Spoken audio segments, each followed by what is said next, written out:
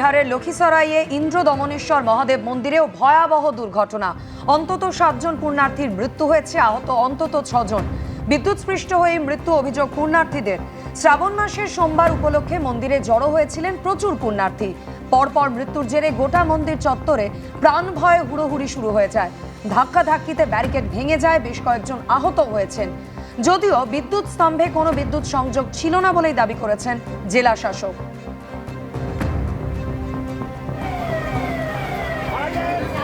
বিহারের লক্ষীসরাইয়ের ছবি আপনাদের সামনে রেখেছি। ইন্দ্র দমনেশ্বর মহাদেব মন্দিরে ভয়াবহ দুর্ঘটনা। বিদ্যুৎস্পৃষ্ট হয়ে অন্তত 7 জন পুণ্যার্থীর মৃত্যু হয়েছে বলেই এখনো পর্যন্ত খবর পাওয়া যাচ্ছে। আহত হয়েছেন বেশ কয়েকজন। শ্রাবণ মাসের সোমবার উপলক্ষে মন্দির চত্বরে জড়ো হয়েছিলেন প্রচুর পুণ্যার্থী এবং পরপর মৃত্যুর জেরে তারা সকলেই আতঙ্কিত হয়ে পড়েন। প্রাণ ভয় হুড়োহুড়ি শুরু হয়ে যায়। ধাক্কাধাক্কিতে ব্যারিকেড ভেঙে যায়, বেশ কয়েকজন আহত হয়েছেন। যদিও এই ঘটনার পর জেলা শাসকের তরফ থেকে দাবি করা হয়েছে বিদ্যুৎ স্তম্ভে কোনো বিদ্যুৎ সংযোগ ছিল না।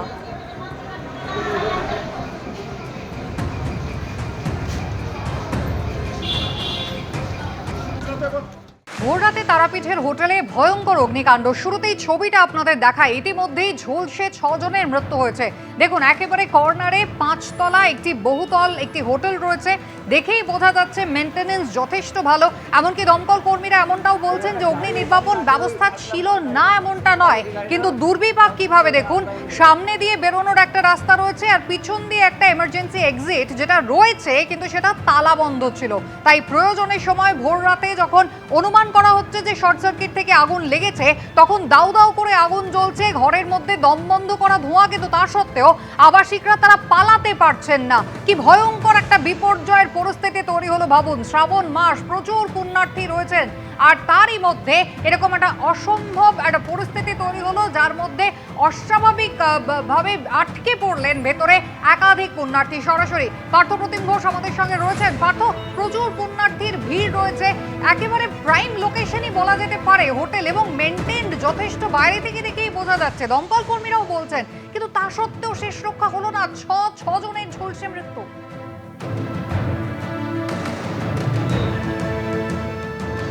দেখো, বারবার করে আমরা দেখেছি একের পর এক অগ্নিকাণ্ডের ঘটনা ঘটে, তারপরে একাধিক বিষয়গুলোকে সামনে নিয়ে আসা, এবং তার পরবর্তীকালেও যে জায়গায় ফাঁকফোকরগুলো তা রয়ে যায় সেটা হচ্ছে যে অনেকগুলো জায়গাতেই। কারণ একটা হোটেল, যে হোটেলে এই হচ্ছে সেই হোটেল, যে হোটেলে দুটি এক্সিট গেট করা হয়েছে, একটা সামনের দিকে একটা পিছন দিকে। স্বাভাবিকভাবে যে সামনের দিকে যদি কোনো রকম কোনো দুর্ঘটনা ঘটে, তার ফলে কি করবে, যারা আবাসিকরা রয়েছেন, যারা থাকবেন, বিপদে পড়লে তারা পিছন দিকে সিঁড়ি ব্যবহার করবেন এবং সেখান থেকে বেরিয়ে যাবেন। এটার জন্য সেকেন্ড হচ্ছে ফায়ার এক্সিট গেট, সেটা কিন্তু করা হয়ে থাকে। কিন্তু যখন অগ্নিকাণ্ডের ঘটনা ঘটলো, বাস্তব ছবিটা কি থাকলো? বাস্তব ছবিটা এটাই থাকলো যে সামনের দিকে যে গেট রয়েছে, সেই গেটে সামনে রিসেপশন, সেখানে ফল সিলিং, সেখানে হচ্ছে অগ্নিকাণ্ডের ঘটনা, সেখানে আগুন জ্বলছে, সিঁড়ি দিয়ে বেরোবার মতো জায়গা নেই। পিছন দিকের গেটে যখন এখানে আসছেন, তারা দেখতে পাচ্ছেন যে সেই গেট, যত সিঁড়ি থাকলেও সেই সিঁড়ির প্রতিটা ফ্লোর হচ্ছে লক করা অবস্থায় রয়েছে।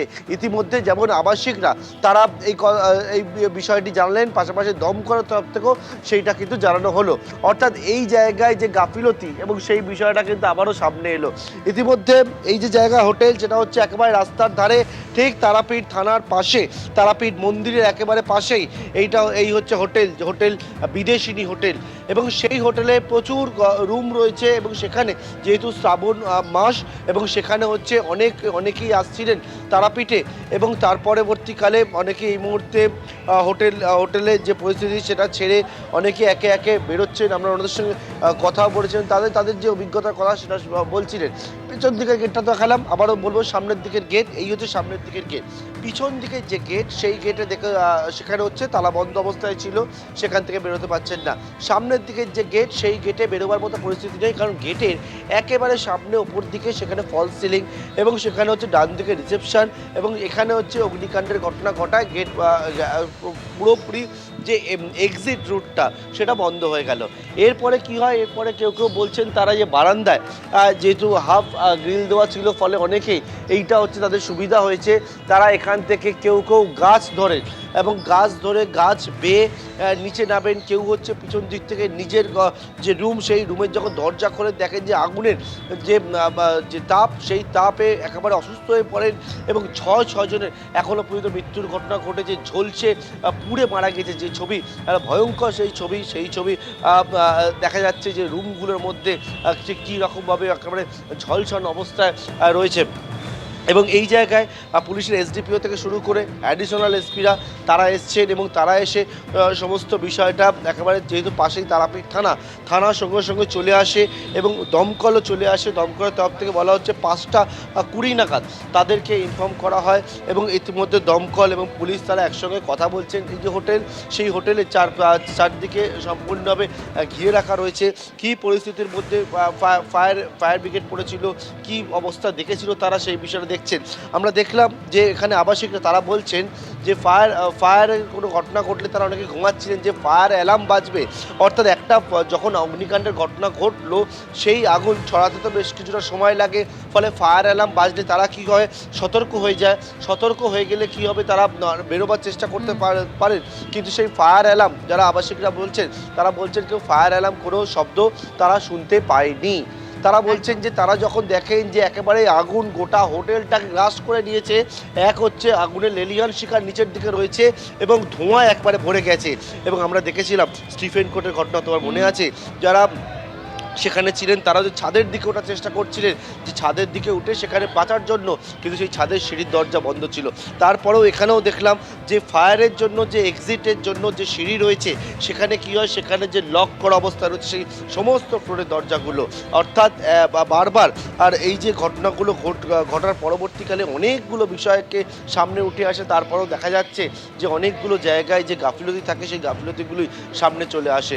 দমকল পুলিশ তারা একসঙ্গে রয়েছেন, অনেকেই বলছেন দমকল পুলিশ এসে সেই সমস্ত ফ্লোরে যে লক, সেই লক তারা ভাঙেন এবং ভাঙার পর এখান থেকে উদ্ধার কার্য তারা করেন। অনেকেই এখনও পর্যন্ত তাদের পরিজনদের তারা খুঁজে পাচ্ছেন না, তাদেরকে নিয়ে এখান থেকে হাসপাতালের উদ্দেশ্যে নিয়ে যাওয়া হয়েছে, কারণ যারা হাসপাতালে ভর্তি রয়েছেন তাদের পরিবারের কেউ রয়েছেন কিনা সেটা নিশ্চিত করানোর জন্য 6 জনের এখনো পর্যন্ত মৃত্যুর ঘটনা ঘটেছে।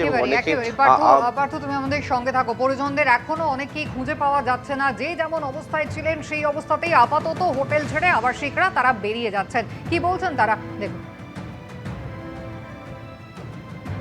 আমরা ভয়ঙ্কর পরিস্থিতিতে পড়েছিলাম। আমার হাজব্যান্ড, আমরা 5টার সময় যখন অল্প অল্প শোরগোল শুনছিলাম, আমরা বুঝি নাই যে আগুন লাগছে, তখন আমি দরজা যাই খুলছি। কোন তলায় ছিলেন আপনি? ফার্স্ট ফ্লোরে ছিলাম। তারপরে আমি যে দরজা খুলছি তখন আগুনের প্রচণ্ড ধোঁয়া আর আগুনের তাপ, মানে দরজা খোলা যাচ্ছিল না। তখনই আমাদের ঘরের সব লাইট কিভাবে বেরোলাম, হচ্ছে আমাদের ব্যালকনি ছিল, ব্যালকনিতে ব্যালকনিতে আসার পরে আমার হাজব্যান্ড ওই ব্যালকনির গ্রিলের উপরে উঠে, গ্রিলটা অল্প একটু ফাঁকা ছিল, গ্রিলের থেকে পাশের বিল্ডিংয়ে, মানে পাশের যে ফ্লোরটাতে, পাশের জায়গাতে উনি লাফ মেরে উপেসে গেলেন। যাওয়ার পরে আমার ছেলে আর মেয়ে নেওয়া হলো, আমার ছেলে মেয়েকে। তারপরে আমিও ওইভাবেই এই পাশে আসলাম। অর্থাৎ কেউ কার্নিশে লাফিয়ে পড়েছেন, কেউ বা আবার গাছের ডাল বেয়ে একেবারে বিপজ্জনকভাবে কোনো মতেই বেরিয়ে আসার চেষ্টা করেছেন। কিন্তু দুর্বিপাক কিরম দেখুন, যে প্রত্যেকটা ফ্লোরের যে ইন্ডিভিজুয়াল দরজা ছিল, পিছন দিকের যে এমার্জেন্সি লক সেটা কিন্তু বন্ধ করা ছিল। দমকল কর্মীরা আসেন, সেই লক ভাঙেন এবং তারপরে উদ্ধার কার্য চালান। আমি আবারও আপনাদের নিয়ে যাব, পার্থ প্রতিম ঘোষ রয়েছেন আমাদের সঙ্গে। পার্থ, বিল্ডিং একেবারে সিল করে দেওয়া হয়েছে, তাহলে ভিতরে কি আর কেউ নেই? সবাইকে বের করে দেওয়া হলো?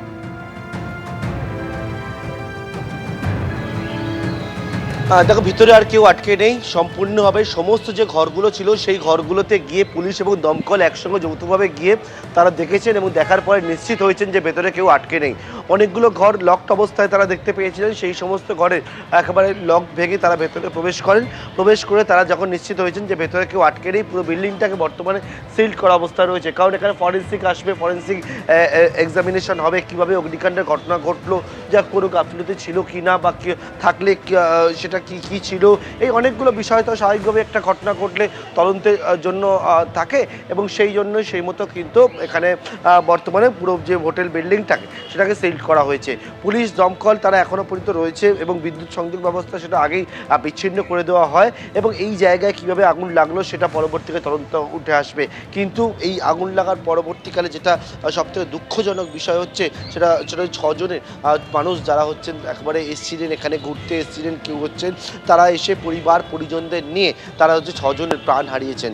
এবং ইতিমধ্যেই তারা বলছেন কেউ এসছেন পাটনা থেকে, কেউ এসছেন মধ্যপ্রদেশ থেকে, কেউ বলছেন এসছে উত্তরবঙ্গ থেকে, কেউ এসছেন দক্ষিণবঙ্গ থেকে।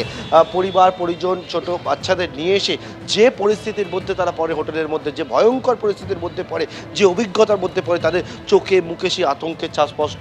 অনেকেই বলছেন তাদের পরিজনদের এখনও পর্যন্ত খুঁজে পাচ্ছেন না, তাদেরকে নিয়ে পুলিশ এখান থেকে হাসপাতালে নিয়ে যাচ্ছে, কারণ হাসপাতালে অনেকে চিকিৎসাধীন রয়েছে এবং আইডেন্টিফিকেশন সেটাও কিন্তু হবে, এবং সেই মতো তাদেরকে নিয়ে পুলিশ হাসপাতালে যাচ্ছে।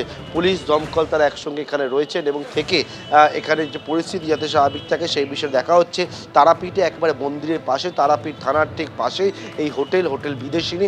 সেই জায়গায় আজকে ভোর রাতে যখন সবাই ঘুমাচ্ছিল হোটেলের মধ্যে বেশিরভাগ আবাসিকরাই, তখন যে অগ্নিকাণ্ডের ঘটনা ঘটে এবং সেই ঘটনার যে দেখতে পাচ্ছি একেবারে রাস্তায় অনেকেই আতঙ্কিত হয়ে বাইরে বেরিয়ে এসেছিলেন সকাল থেকে, এবং তারা স্থানীয়রা তারাও বলছেন তারাও প্রথমে এখানে আগুনকে যাতে নেভানো যায় সেই চেষ্টা তারা করতে শুরু করে, কিন্তু যে পরিস্থিতি ছিল হোটেলের ভেতরে তারা প্রবেশ করবে সেরকম অবস্থা ছিল না। বাইরে থেকে বা ভেতরে যারা ছিল তারা যে বাইরে বেরোবেন তারাও বেরোতে পারছিলেন না, কারণ ভয়ঙ্কর পরিস্থিতির তৈরি হয়েছিল। এবং সেই জায়গায় এখন বর্তমানে ভেতরে আর কেউ আটকে নেই, এবং যে সম্পূর্ণ সমস্ত ঘরগুলো দেখার পরে পুরো হোটেলটাকে বর্তমানে সিল করা হয়েছে তদন্তের জন্য। পার্থ, ধন্যবাদ। এবিপি আনন্দ, এগিয়ে থাকে, এগিয়ে রাখে।